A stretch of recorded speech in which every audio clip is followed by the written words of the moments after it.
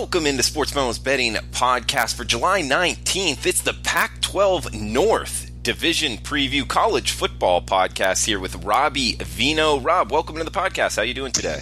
I am doing great today, Drew. I feel like giving a round of applause for a college football podcast. I'm glad to be here to do this one today. Never too early to talk college football, Robbie, and glad you're on. We don't have too many Saturdays left until week 0 of college football, and I'll tell you what, week 1 brings a huge game. We got Oregon versus Auburn. Just saw that College Game Day said they'll be there. It is in Texas, in Jerry's world, and it's going to be a good one.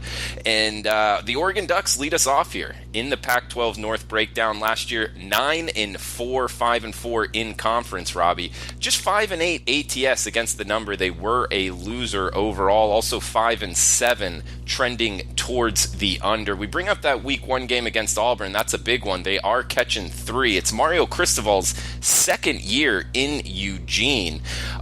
Oregon Ducks, man, it's open for him to win this Pac-12 North. Heck, win the Pac-12 overall, Robbie. What are you thinking for the Ducks this year?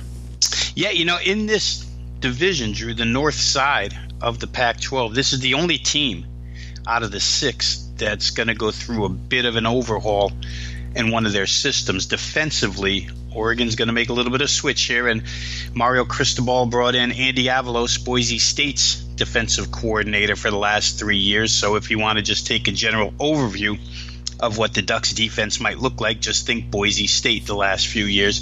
The system going to be in what they call a 3-4 multiple. There's a little bit of a difference, Drew, in these 3-4s, and we won't get too technical with X's and O's for people, but basically what Avalos brings to the table here is a 1-gap style as opposed to a 2-gap, which basically really simplified means 1 gap, that's the defense that's looking to create havoc. Shoot gaps, get in the backfield, stop running backs before they get the ball, get the quarterbacks, all kinds of havoc. 2-gap basically absorbs blocks and lets other guys make the play. So it's a little more passive, so to speak, when you're in 2-gap. All these teams now, as I've gone through college football, FBS for these podcasts, and starting back in April, you find the aggressive nature in 80%, 85% of these defenses nowadays. Every guy who comes in, we're going to be aggressive, we're going to do this, we're going to do that. It's what Oregon's going to try to do. They've got athletes all of a sudden that, it looks like they might be able to pull this off. They got one big hitch on that defensive side, Drew. If you picture the Seattle Seahawks always have that one stand-up rush end, Oregon right now doesn't feel like they've got a veteran presence to occupy that position, so they may have to go freshman. And because this is the 5th coordinator in Eugene in 7 years, that's a lot. 5 DCs in 7 years. You're learning a whole bunch of systems. Throughout the spring, the playbook was hardest on the seniors. The guys who have been in the program the longest, that have had to change gears and shift to a new defense constantly. All the reports out of Eugene where they were the guys that this was hardest on, and the summer months, the dead months here have been, geared towards learning this scheme. And when they hit the practice field again very shortly for fall practice, we'll see how Oregon takes to this system. And it might be a good time for Auburn, as you mentioned, the big game that's taking place opening week. It could be a good time for Auburn to catch Oregon before all of their athletes really gel in this type of defense. We'll see if Auburn can take advantage of it week 1. But that's the biggest coordinator move, the only real coordinator move, and the only system overhaul in this division. The rest is pretty steady.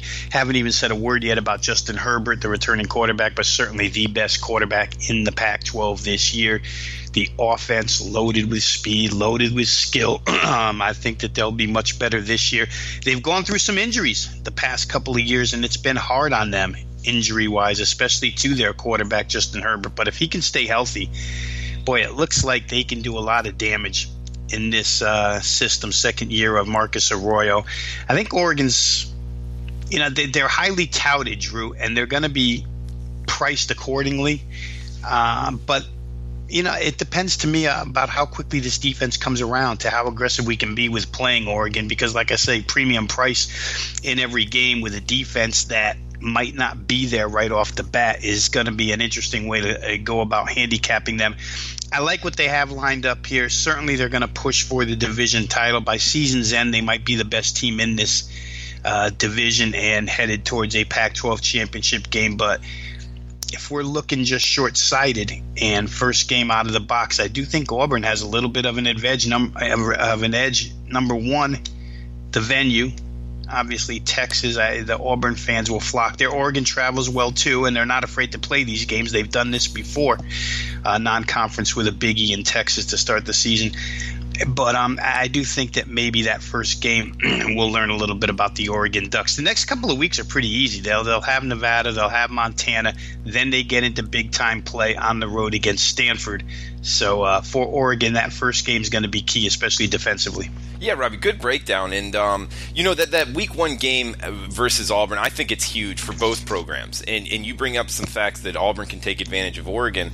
However, it also works the other way as well. Auburn's breaking in a new quarterback, first game on the road, essentially, neutral site. That's not going to be easy for Gus Malzahn, whoever he does choose to start that Auburn offense. So I think that kind of works both ways. Also, a little key here, as an Auburn alum, Auburn travels very well towards the east, towards the west, unless it's like a national championship game or something. Take it for what it is out there when you're looking to bet this game. The program doesn't travel as well. There's not as many fans towards the west. If this was in Atlanta or Orlando, I would say, it'd be 70+% probably Auburn. Here, I would say 50-50. Even, it kind of has a little bit of a corporate feel, to tell you the truth. Probably a lot of neutral fans there for whatever that's worth in betting this one. And Robbie, breaking down the actual matchup week one, you talk about strength versus strength. Oregon's offensive line has the most returning career starts, 153, since 2011 in all of college football. They should have a very veteran, very good offensive line. And Justin Herbert, like you touched on, in terms of, projecting towards NFL, I think he's the best quarterback in the country. He's going, and that's all going against the Auburn defensive front, depending on what ratings you want to go by. Arguably the best defensive front in all of college football. Very talented going up against that offensive line and Justin Herbert.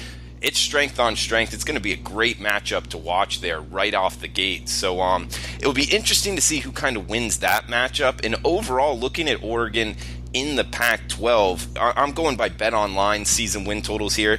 Got Oregon at 9. To compare, Washington is at 9.5, Washington State at 8. Then there's a pretty big drop off to everybody else. So it's kind of between those three programs, according to the marketplace right now.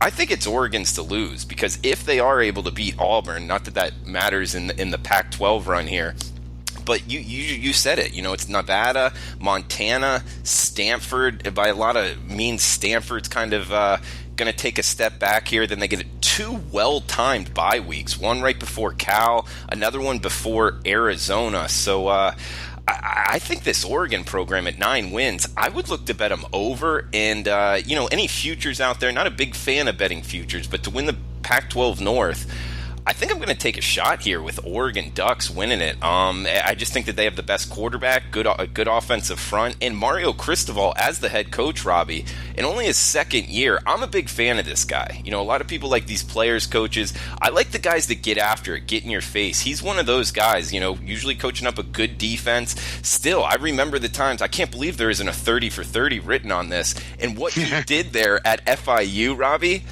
he brought that program from arguably the worst program in the country. I think, it was, 07 when he started there? It was right when I graduated high school and was trying to get, a scholarship there. I don't think they won any games the year before he got there.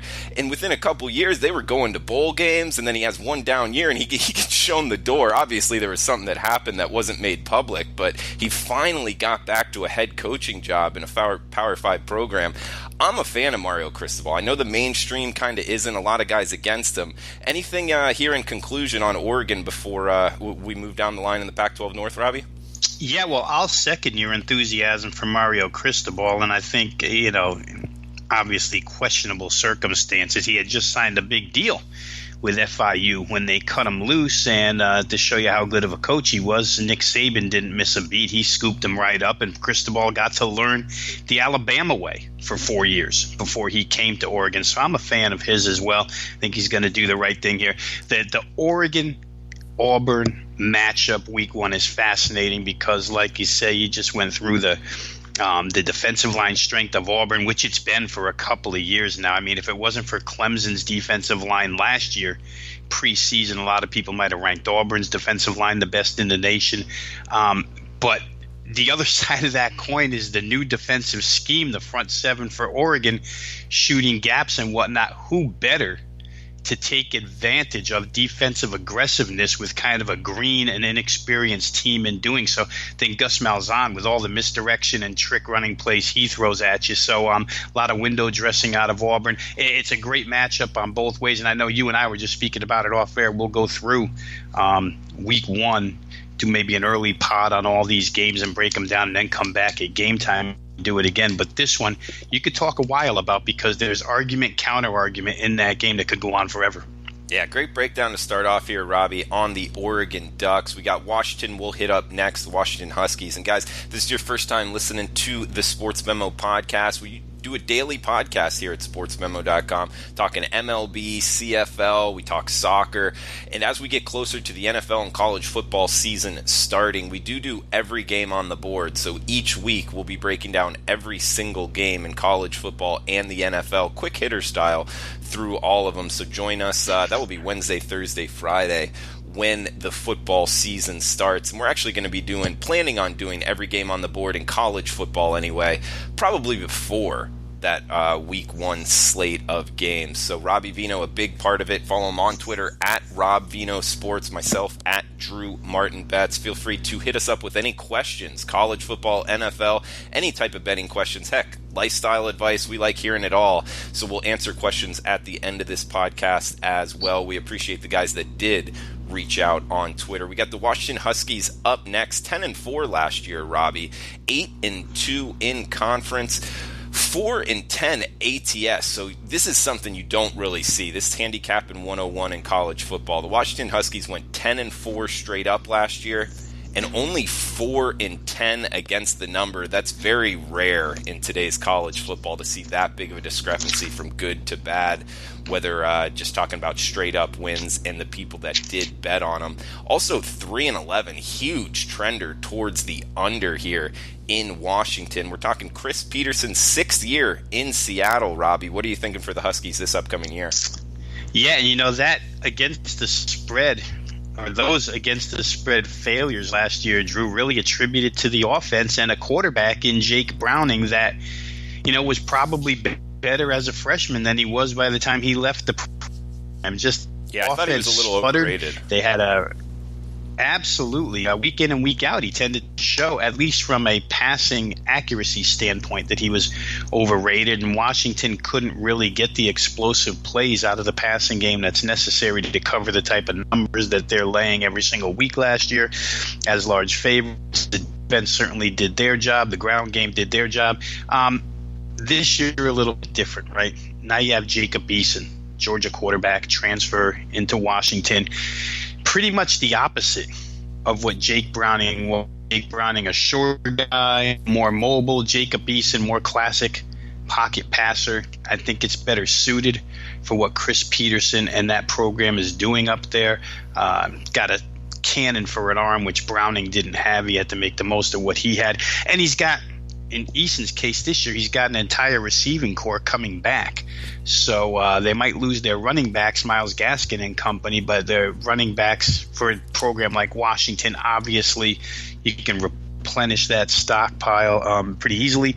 So I don't think they're going to suffer at all from that standpoint. And then when you look at the fact that they have 4 offensive linemen coming back to this team, this offense should be much, much improved over what it was last year. And you know, what it was last year was 414 total yards per game, 414.5. And, you know, by modern day standards, Drew, for a team as upper echelon as Washington is, those are pretty low numbers. That's not a lot of yardage for a team like Washington. They should be able to produce more than that. Only 26.5 points per game last year probably says it even better. Offensively, fine. Defensively, you're going to open up your preseason annuals. You're going to see 2 returning starters, and crap, Washington's going to stink on defense. Well, to that note, they did lose some really key guys. I mean, it's hard to lose the likes of Taylor Rapp, Byron Murphy, Ben Burke-Kirven. I think he was the player of the year defensively in the Pac-12 last year, drafted by the Denver Broncos. I think the other 2 guys, obviously NFL talent now as well, Murphy and Rapp out of the secondary. Washington's gotten to the point where, yes, they can reload, but I don't know if their reload is the same as an Ohio State reload, the same as an Alabama reload. Teams that just don't miss a beat, no matter if they put 7 guys from one side of the ball into the NFL. They seem to just have the guys waiting.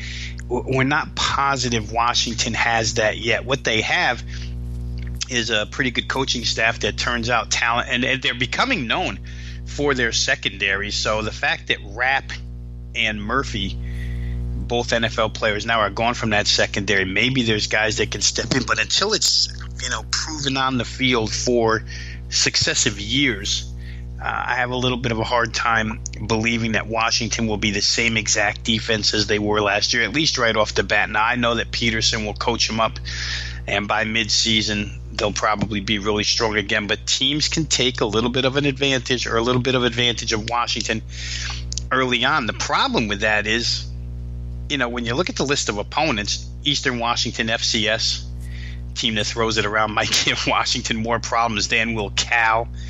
Hawaii throws it around a little bit. Then you get BYU and USC. Washington may have a couple of weeks here because of the level of opposition to try and grow that defense and get new guys accustomed to being starters here and playing starters amounts of play. So the defense would be the only question here. Like I say, the offense might be able to compensate for that because with Eason at QB and with the weapons that they have in the offensive line that they have, that should be able to carry this team through the first few games. Then we'll see when they get into Pac-12 play, real conference play, and of course the Pac-12, a league that plays 9 conference games, so they don't get everybody, but they have a lot of cross-divisional stuff for Washington.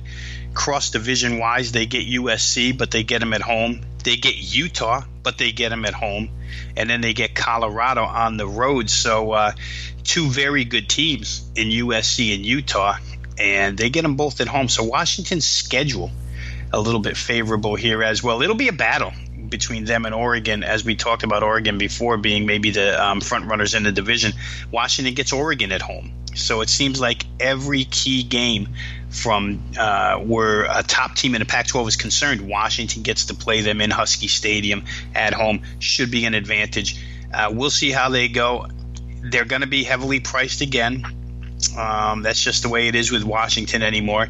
Last year's ATS failures, I think we might see a little bit more success, Drew, but even more than that, I'm interested in Washington off the bat from a totals perspective, leaning toward the over. Last year, this is a 3-11 team, over-under. 14 games, only 3 overs. I don't think that's going to hold up this year with Eason at quarterback and with all the pieces on offense that I mentioned, and of course the defense needing a little bit of time in my estimation to gel. So I'll be looking totals wise at this team and maybe looking to play some overs with the Washington Huskies. Yeah, I wouldn't talk you off of that. And yeah, we're seeing Jacob Eason now, the projected starter here for Washington. That really speaks to what the University of Georgia was able to do in recruiting-wise over the last couple of years. We're seeing Justin Fields now, the projected starter at Ohio State, Jacob Eason here at Washington, and obviously, Georgia's done just fine without these two, so speaks to how they're recruiting. In Washington, yeah, just 3-11 last year towards the under. In my opinion, the quarterback play can only go up, so I'm with you. I mean, only 2 returning defensive starters, but you like you touched on, Robbie, you can't just go off of defensive starters, especially the defensive line.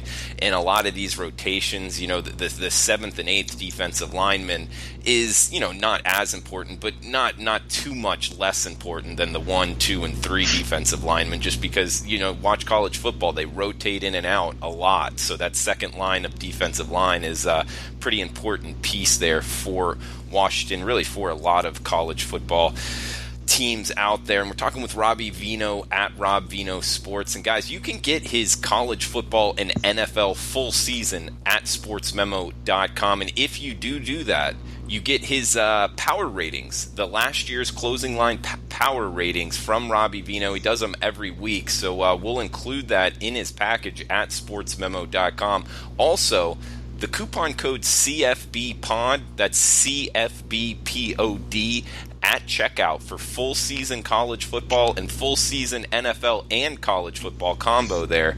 Using the coupon code CFBPOD at checkout will take $300 off of the retail price at sportsmemo.com for both Robbie Veno and myself, Drew Martin's full season package. Robbie, is there any quick hitters you want to throw out there about your power ratings that will be included in the full season? Yeah, just to give a little bit of a fast analysis, Drew, on what clients would be receiving if they purchase a package. You're going to get 2018's closing college football power ratings, the closers after the national championship game was played, where the numbers ended for both FBS and FCS teams. Those FCS games are on the board every single year now. I keep those numbers as well. These are as close to odds makers numbers as you're going to find. You get a professional handicapper bettor's numbers. And the reason why we're offering them, it's for the purpose of all levels of betting here, Drew. Intermediates, for guys who are just beginning betting and don't know how to make your own power ratings and wish you had a set of power ratings. You purchase a package, you get my closers. Then go to your preseason annuals, listen to your podcasts or shows or whatever, and adjust each team the way you feel it should be adjusted off of last year's closing number. For intermediate guys that like working with power ratings, this is for you as well. For pro guys who have their own sets of numbers and just want to see what another pro is using as numbers and maybe bounce the two back and forth, it works for all levels of bettors here, Drew. And as you mentioned, each and every week at Sports Memo, when we used to have the forum, I would put the power rating projected lines up each and every week for all of the games. So you'll be able to make those all by yourself. When Sunday night's openers come, you'll have your own set of numbers right in front of you. Like I say, pretty good offer. We've never offered it before, but we're going to offer it now just to go ahead and advance, especially for novices, like I say, who just have no clue where to begin the process. You'll already have them right there in front of you, and you adjust for 2019 the way you see fit. I think it's a pretty good bargain here, and we've all decided that we will go ahead and use this as part of the package this year. I think it's a good deal. Yeah, and just to second that, the coupon code for the podcast to take an extra $300 off is CFBPOD, CFBPOD at checkout for full season packages, $300 off. Moving down the line here in the Pac-12 North, we got the Stanford Cardinal up next. David Shaw's 9th year already here in Stanford. We got 9-4 last year for the Cardinals, 6-3 in conference, 7-5 against the number, and 7-6 trending small towards the over. K.J.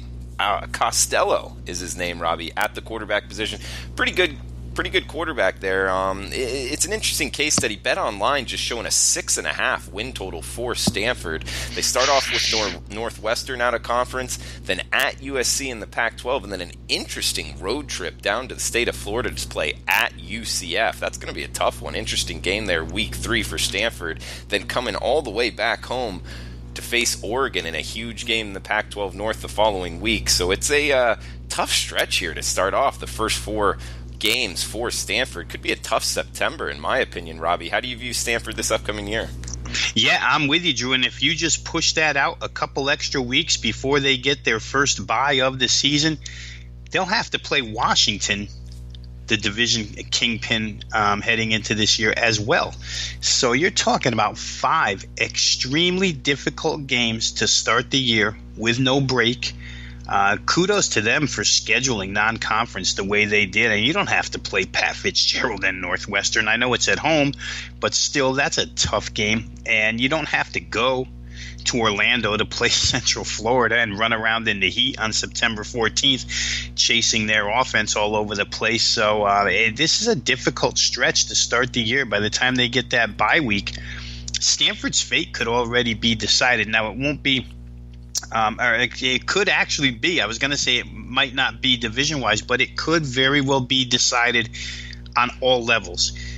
When you play in a conference that has two divisions and the two division winners go to the championship game, if you get off to a slow start, a lot of times head coaches can use the division championship as the next carrot in line. Okay, we're off to a slow start. Pat Fitzgerald with Northwestern, perfect example. Slow starts out of the gate the last 3 years. They've made it to a Big Ten championship game because as long as you get your divisional stuff later on in the year and you get better and you start winning those games, you'll find your way into a league championship game and a better bowl. For Stanford, their top two games in the Pac-12 North are going to come in those first 6 weeks. So like I say, their fate could very well be decided by conclusion of that October 5th game versus Washington. They do happen to get Oregon and Washington both home in Palo Alto. There's a little bit of an advantage there. And it'll be interesting here, Drew, when you go over last year's numbers, we know Stanford as a power football team, run the football first. Last year they had Bryce Love, right? All the Heisman hype for Bryce Love. He gets hurt. They don't run the ball worth a darn all season long. Stanford averages 108 yards rushing per game last year and put all of the burden of the offense on quarterback KJ Costello and that receiving core, which included JJ Arcega-Whiteside, now part of the Philadelphia Eagles. But the passing game responded very, very well. 273 pass yards per game. Very large number for a Stanford club. And I like Costello. I mean, if it wasn't for Justin Herbert, he would probably battle Jacob Eason for the next best quarterback in this particular division. I think that Costello, even though they lose Arcega-Whiteside, still has talented guys to throw the football to. They'll have to get that running game back, though. And I know having Love injured was part of it, but the offensive line just wasn't as good last year at opening up holes. And you have to, I can say that, Drew, but I shouldn't really blanket statement it, because if you watch some of those games, including, I'm trying to recall the San Diego State game, I think in particular, teams just sent 8-9 guys up to the line of scrimmage and said basically, Bryce Love's not beating us. You better beat us with the passing game or else. And that's a real reason as well why the numbers for the ground game suffered so badly last year. 3.7 per carry just isn't Stanford-like. The offensive line did well in pass protection, only allowed 24 sacks in 13 games, so that's a really good number. But that ground game's got to come back for them. Defensively, they've sort of faltered the last couple of years. It hasn't been the same Stanford defense that we know or that we knew as a rock and very difficult to move the football against. They gave up 410 yards per game last year. This year, I think they will be a little bit better. David Shaw through the spring has committed to getting that defense back to where it was. Lance Anderson, defensive coordinator, 6th season here, certainly has that on his priority list as well, to get this team back to where they're feared a little bit.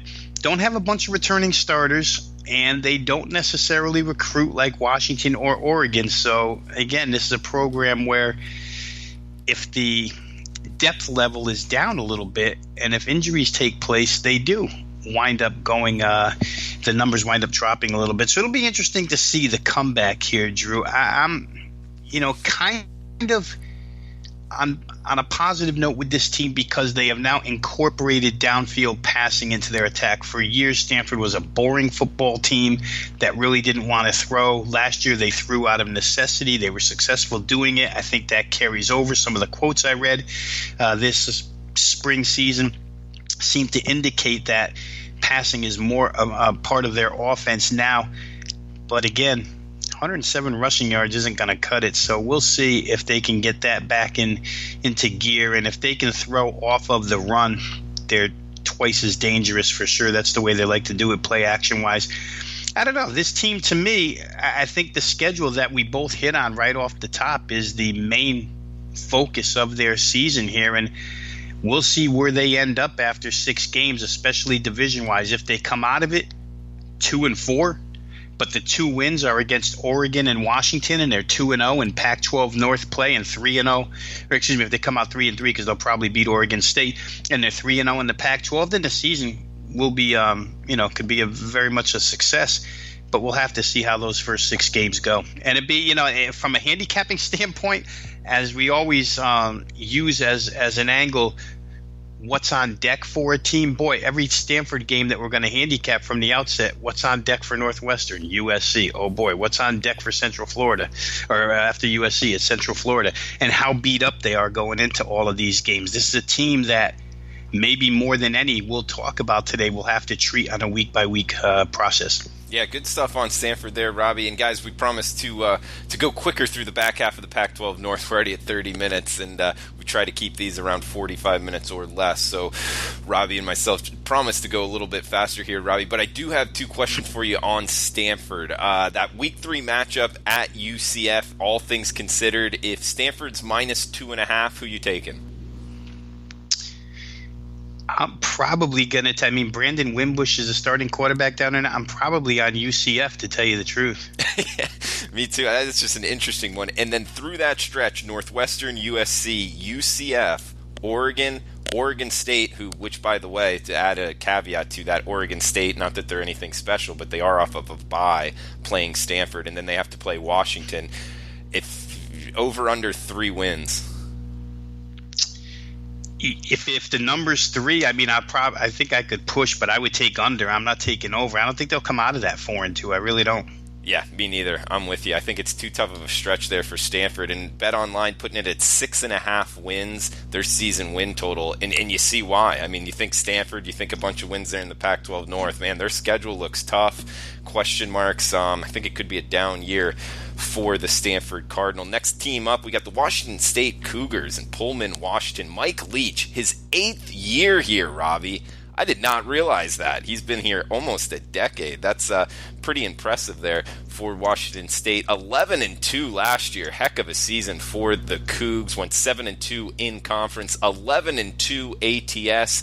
Yes, that's 11 wins, only 2 losses against the number. So if you were betting Washington State last year, you made a pile of money. 7-6 towards the over. Robbie, one of the more fun teams to watch last year. They had the quarterback position, the mustache, the whole bit. So one of my favorite teams last year. This year, kind of a question mark here. BetOnline putting them at 8 wins, pretty much even money on both sides. What do you think for Washington State this upcoming year, Robbie? Yeah, I think Mike Leach has them going in the right direction. Not necessarily that they'll win 11 games every single year, but Washington State has sort of climbed out of that second phase or little stepbrother to Washington to becoming a legitimate threat, I think, each and every year to win this division. A couple of years in a row now, the Apple Cup has really decided whether or not they were going to play in the Pac-12 championship game, and the Apple Cup's the last game of the year for them. So he's brought them right to season's end with an opportunity to win Pac-12 North. I don't know why this year would be any different for this team. What they've really done there, Drew, that's been especially good is they've learned how to play better defense at Washington State. They had a couple of games, which they'll have every year playing in that conference, where the defense is just obliterated by the opposing side. But overall, season-wide, numbers-wise, their numbers are getting a little bit better. And you can just see it when you watch them. They're a little better defensively now. So if they can continue to improve on that side of the football, they'll be just fine. Quarterback situation, you don't worry about too much. Like you say, Gardner Minshew came in last year, picked up where every other Washington State quarterback left off. They had the tragic death last year, their starting quarterback. Minshew didn't even play in the spring. Came in August. and took the job and took leadership of that team, and off they went. And they got basically the same situation this year because their starting quarterback is likely to be Gage Gubert from Eastern Washington, a kid that got hurt. He was the starting quarterback at EWU, the team that made the FCS championship game last year against North Dakota State. Starting quarterback last year, breaks his toe in September, doesn't play all year. Eastern Washington goes to the FCS championship with their backup quarterback last season and applies for a 6th year of eligibility, gets it, transfers here to Washington State. So you go from EWU's air raid here to Washington State's air raid. The fit is perfect. It's funny, he's got a former teammate from Eastern Washington that's on Washington State, and he said he's going to be a great fit for this team. He'll start practice in summer, probably win the job. Real quick side note here, the kid's first game he ever played at Eastern Washington just happened to be at Washington State a couple of years back, and he scored 45 points against this defense. They beat Washington State that day.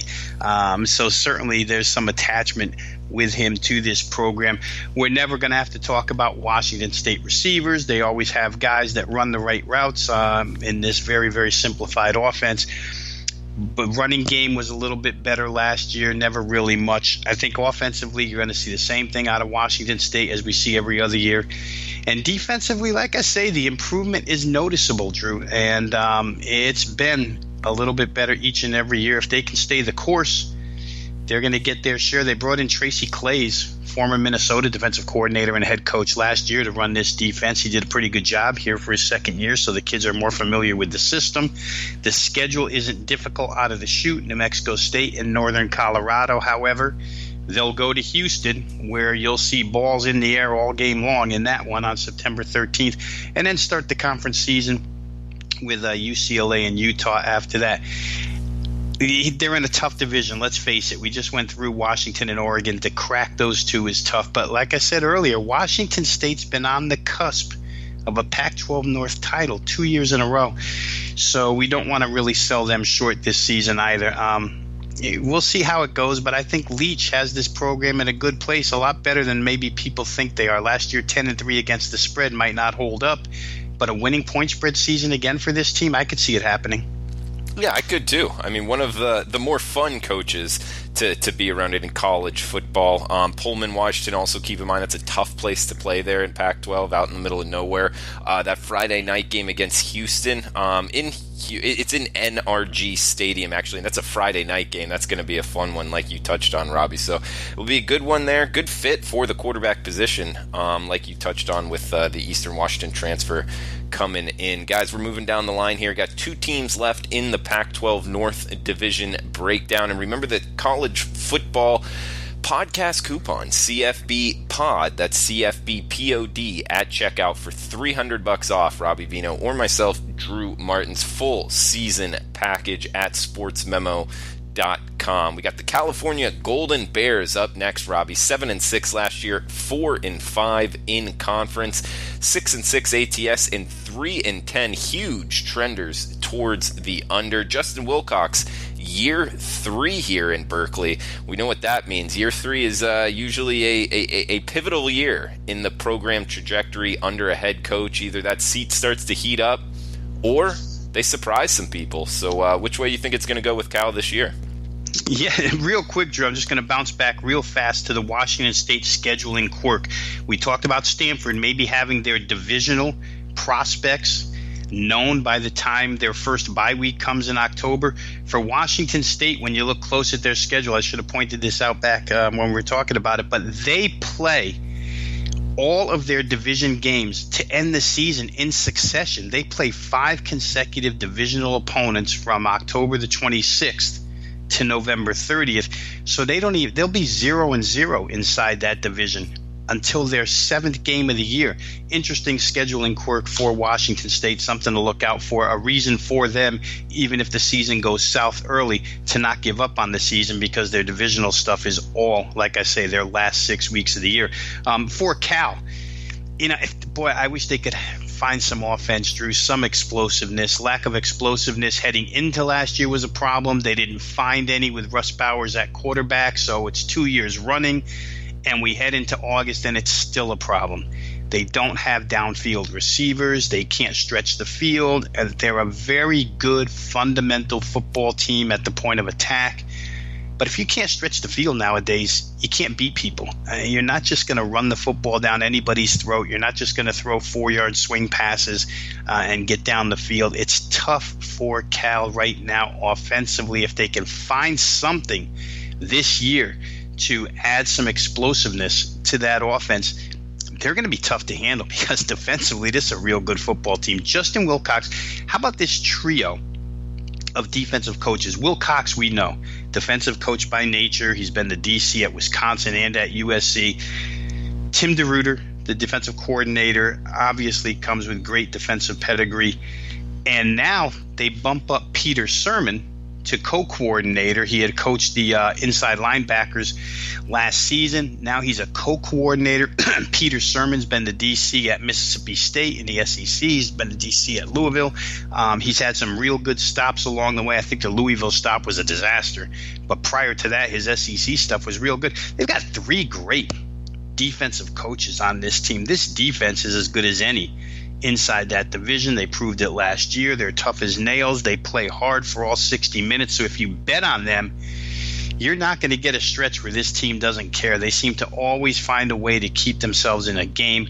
Their bowl game last year, I think you and I talked about this last podcast, was an absolute nightmare to have to watch because no offense and all defense.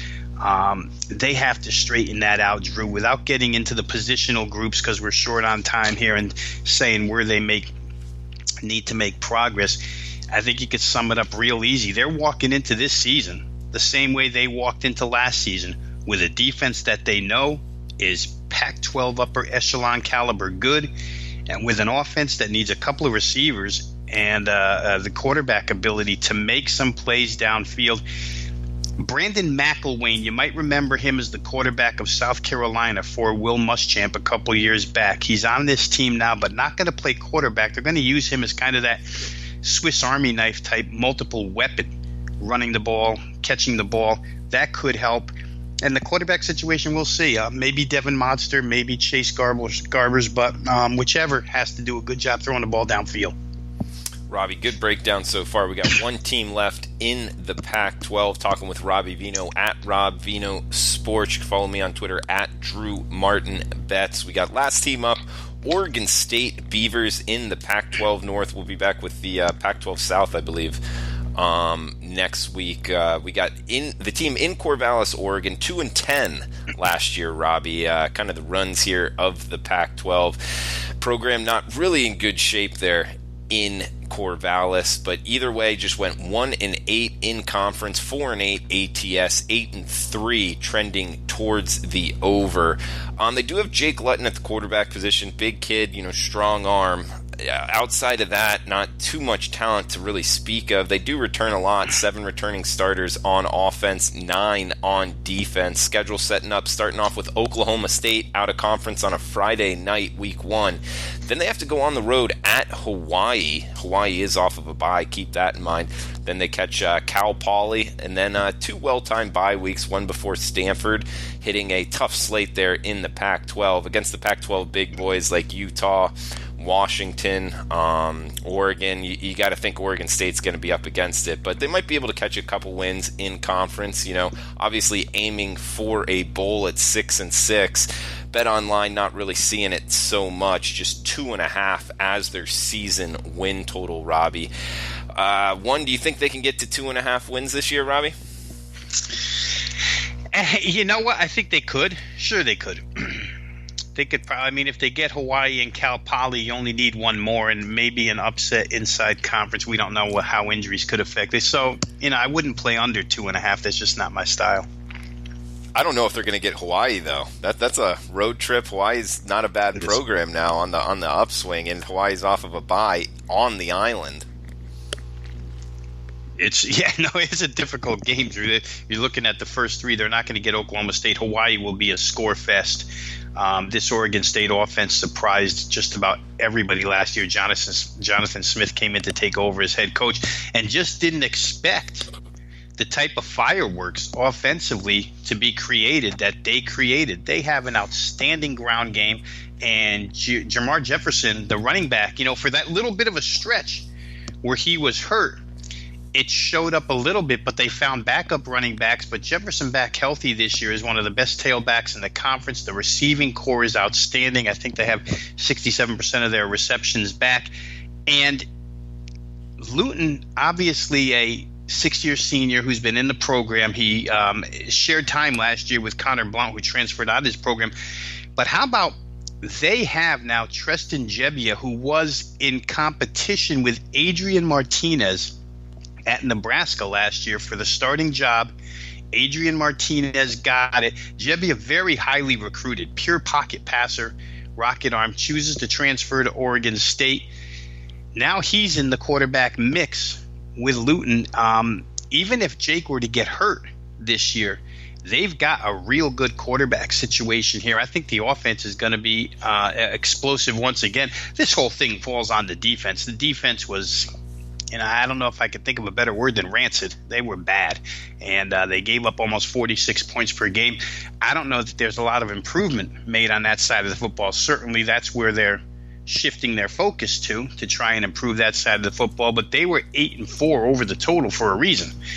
And when you average per game combined score 72 points per game, odds makers tried to catch up with it a little bit. They noticed how bad Oregon State was defensively, and then all of a sudden realized that there's a pretty good offensive team too. So the point totals climbed a little bit.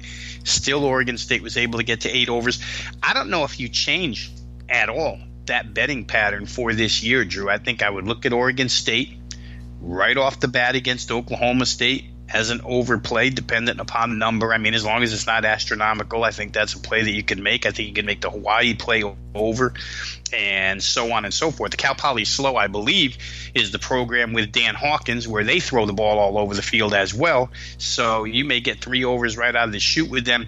Really good offensive team, looking to make some progress defensively, but as bad as they were last year, not necessarily UConn Huskies bad, but really bad. You can only get better in small increments if you're Oregon State on that side of the football, in my estimation, for the 2019 season. I'm probably going to look at them as an over team. The only thing that scares you sometimes in overs is that the favorite, if it's a large favorite, might get ahead by 4 touchdowns and shut it down. Most Pac-12 teams outside of USC don't shut it down, and even USC's in an air raid system this year, so they won't shut it down. I think over is the right way to look at Oregon State until we see differently, if we see differently at the start of the season. Robbie, good breakdown over the whole Pac-12 here, man. It's a fun conference. It's probably the most exciting conference, I guess, out of the Power 5 conferences, throwing it around. Usually some good competition out there. If you had to say the Pac-12 champion, Robbie, who if you had to pick one team, who would you say it is? I think right now I'd say Oregon, Drew. That Oregon-Washington game is probably going to decide it. I think the North teams up top are better than the South teams up top, so I think that the Northern champion will probably win the Pac-12 championship. I'll go with Oregon right now just because of Justin Herbert. What about the stronger division overall, top to bottom? Would you go with the North or the South? I think if we go top to bottom, the South is going to be the better division because we have all those coaches in their second year. Now, Chip Kelly's going to be better. Herm Edwards is going to be better. Kevin Sumlin's going to be better. All those guys in their second year, I think, they were all down for the most part last year, although Herm made a bowl game. But I think that top to bottom, that's the stronger side. Utah's a very good team. Colorado's going to be a good team. Again, they'll have their top wide receiver back this year as well, Chenault. So I think that it probably without a doubt, Drew, I don't even think it's close that the other side, the South side, is better, top to bottom. Interesting, because a couple years ago, people would bring up, what's the best division in all of college football, and most people would say the SEC West, but there was some chirping that the Pac-12 North might be the best division a few years ago, right? Yeah, when Stanford was Stanford, yeah, absolutely. When you have those three right at the top, Washington, Oregon, Stanford, the way Stanford was, humming right along, winning Rose Bowls, definitely. And then you add Washington State into that mix. the faltering of Stanford a little bit, I think, hurts that side. The top is real heavy, and the bottom four or the next. I think Washington State can actually be thrown into the top three, and then, Stanford down and Cal and Oregon State. We'll see. I mean, I hope Wilcox can pull some offense here because I'd like to bet on that team more often than not. Oregon State's a ways away. And shout out to John Rock on Twitter with the question. He DM'd me. And guys, feel free, ask any questions at Rob Veno Sports, at Drew Martin Bets, and just to add us or at us at Twitter, and we'll give you retweet you or replies to give you some promo as well. But he DM'd me. So John Rock asking, what's the toughest place to play in the Pac-12, Robbie? Well, I think maybe you said it best. And because they're a better team, maybe some would say Eugene, Oregon is the toughest place to play. But I'd go with Pullman, especially Pullman in the winter. Nobody wants to go there. Yes. Nobody wants to go. And we see them pull upsets in that place in bad weather all the time. Yeah, and it's out in the middle of nowhere, so a lot of people don't realize, it's tougher for college football teams to get to places like that. Just because you can't fly a big plane into like the real college town places, like you got to take a bus a lot of times, so that factors in as well. But you're right, especially cold. Pullman's a tough place to play. Also, throw out there Utah if we're bringing in the South Division. That the Salt Lake City, for whatever reason, seems to have a big home field advantage. Usually very raucous. I've been to Arizona State. Their kind of new revamped stadium is pretty impressive. That's a heck of a tailgating atmosphere as well. UCLA and the Rose Bowl, it just seems like it's a little bit overbuilt. Went there for the national championship game. Beautiful setting. I don't know at this stage, UCLA's kind of program right now if it's a really tough place to play. But I would throw out there Utah and Washington State as the two toughest, Robbie. Yeah, and I think if we do it on underdog value, how about underdog value? Those two places definitely. I throw Eugene in there because Oregon's always the top-notch program. It's just tough to go there. But yeah, Utah makes it tough on teams. There's no doubt about it. Colorado because of the altitude, but they just haven't established that home field yet in this conference. Maybe they will over time, but we'll see. I mean, ask Big Ten teams how it is to go to Tempe at night these last 10 years or so. That's a tough place, as you mentioned earlier as well. Yeah, and we can't forget Washington as well. They have a good atmosphere as well there for the Huskies. So guys, thanks for tuning in. We'll be breaking down a lot of college football going forward. Don't forget to check out sportsmemo.com for most up-to-date live betting information. At Drew Martin Bets, my Twitter. Also at Rob Veno Sports. Feel free to reach out to him as well. And don't forget the coupon code CFBPOD at checkout for $300 off full season NFL and college football service. Guys, thanks for tuning in. Have a fun, great, safe weekend. Best of luck with your bets, and we'll talk next week.